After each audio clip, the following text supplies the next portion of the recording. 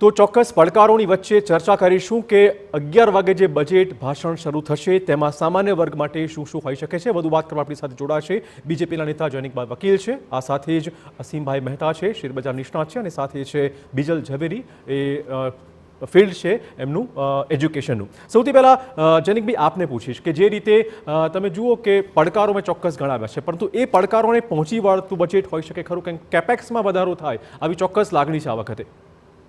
ના, ચોક્કસપણે જે રીતનો ગઈકાલે ઇકોનોમિક સર્વે માનનીય નાણામંત્રીશ્રીએ ટેબલ કર્યો હતો એ પ્રમાણે જીડીપીની જો પહેલાં વાત કરીએ તો જીડીપી અત્યારના વર્લ્ડમાં કમ્પ્લીટલી ઇકોનોમી સ્લોડાઉન છે, જીઓપોલિટિકલ સિચ્યુએશન બી ફેવરેબલ નથી। આ બધું હોવા છતાં India is a fastest growing economy in the world.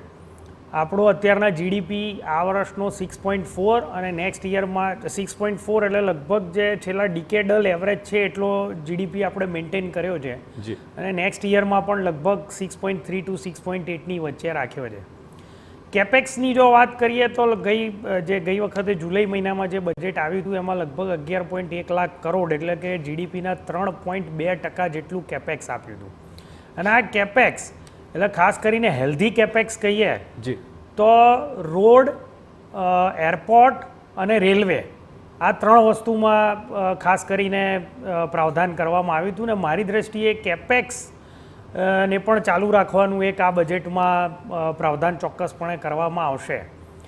Overall જો કોઈ પણ ઇન્ડિકેટરની વાત કરીએ, જો ફિનાન્શિયલ ઇન્ડિકેટર્સ જોઈએ તો ફિનાન્શિયલ ઇન્ડિકેટર્સમાં જીએનપીએ ગ્રોસ એનપીએ જે બેંકના હોય છે એ લગભગ 14.58% જેટલા હતા 2014-15-16 સુધી, જે અત્યારે ઘટીને લગભગ 2.6 જેટલા આવ્યા છે। એ ખૂબ મોટું અને સારું ઇન્ડિકેટર છે ભારતની ઇકોનોમી માટે।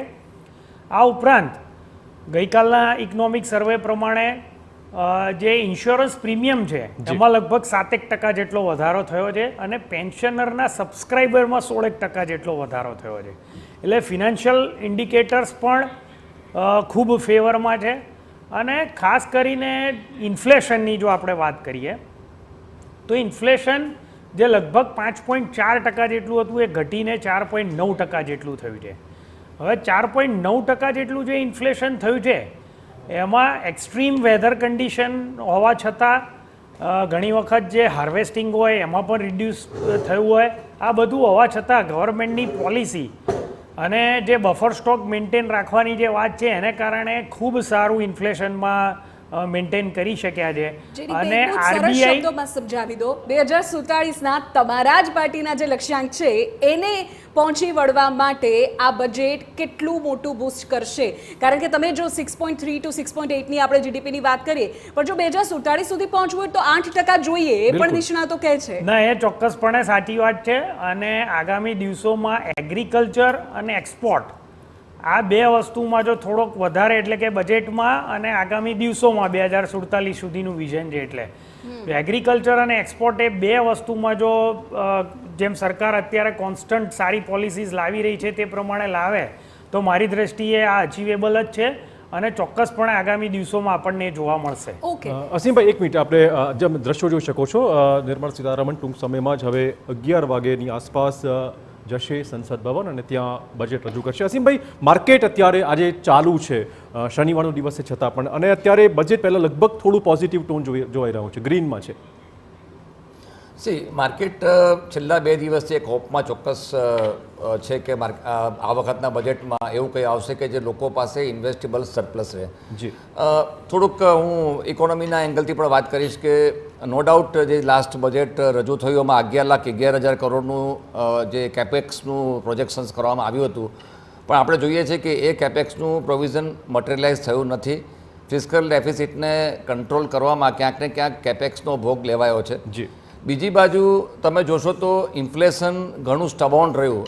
આપ જાણો છો પ્રમાણે જે રિઝર્વ બેંકની જે એક કમ્ફર્ટ લેવલ હતું એના કરતાં ઊંચું લેવલ રહ્યું, પરંતુ ડિસેમ્બરના ઇન્ડિકેટર એવા છે કે જે થોડુંક સોફ્ટ થાય એવી શક્યતા છે।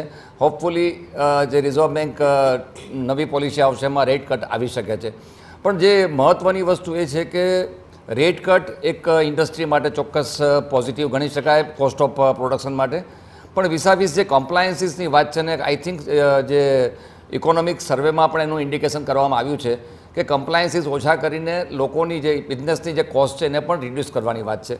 આ એક બહુ મહત્ત્વની વસ્તુ છે. બીજી જે આપણે વાત કરી કે માર્કેટ શું એક્સપેક્ટ કરે છે, તો હું સ્વાભાવિક રીતે એવું માનીશ કે લાસ્ટ 6 to 8 મંથ, આમ જુઓ તો તમે લાસ્ટ યરમાંથી આજ સુધી આપણે હજી ઇલેક્શન મોડમાં જ રહેલા છીએ, કારણ કે એક પછી એક જનરલ ઇલેક્શન પછી સ્ટેટની ઇલેક્શનો આવી અને એ કારણસર જે ડેવલપમેન્ટના પ્રોજેક્ટ્સ ક્યાંક ને ક્યાંક મારી દૃષ્ટિએ થોડા હોલ્ડ થયા છે. આજના જો ડેટા તમે જુઓ તો જે રોડનું આપણું કન્સ્ટ્રક્શન હતું એ પણ સ્લો ડાઉન થયું છે.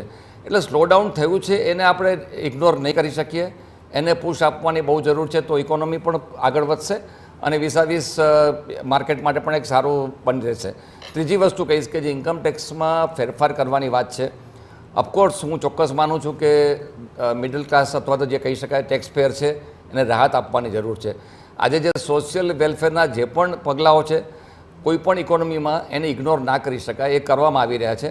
પરંતુ એ કારણસર તમે જોશો તો જે ટેક્સ પેયર છે એને ક્યાંક ને ક્યાંક વસવસો રહે છે કે અમને અમારા બધા બેનિફિટમાંથી વંચિત રહ્યા છીએ. એટલે મારી દૃષ્ટિએ દરેક જે ટેક્સ પેયર છે એના પાસે ઇન્વેસ્ટેબલ સરપ્લસ રહે, કન્ઝમ્પશન વધે, કારણ કે કન્ઝમ્પશન બહુ મોટું ઇફેક્ટ થયેલું છે અને આ એક એક્સેપ્ટેડ ફેક્ટ છે અત્યારે.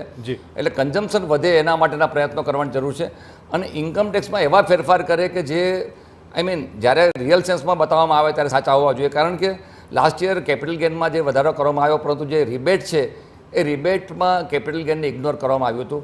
મારી દૃષ્ટિએ આ બધી ક્લેરિફાય કરીને એને સરળ બનાવવાની જરૂર છે. ઓકે.